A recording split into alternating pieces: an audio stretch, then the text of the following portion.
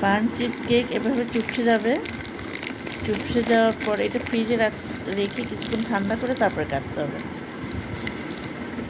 এটা কিন্তু অনেক মজার কেক।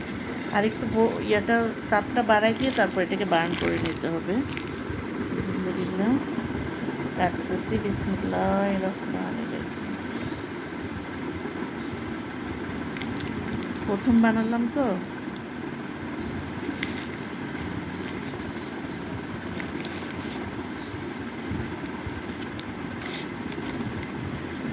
ইয়া ওহো অনেক মজা হবে, অনেক মজা।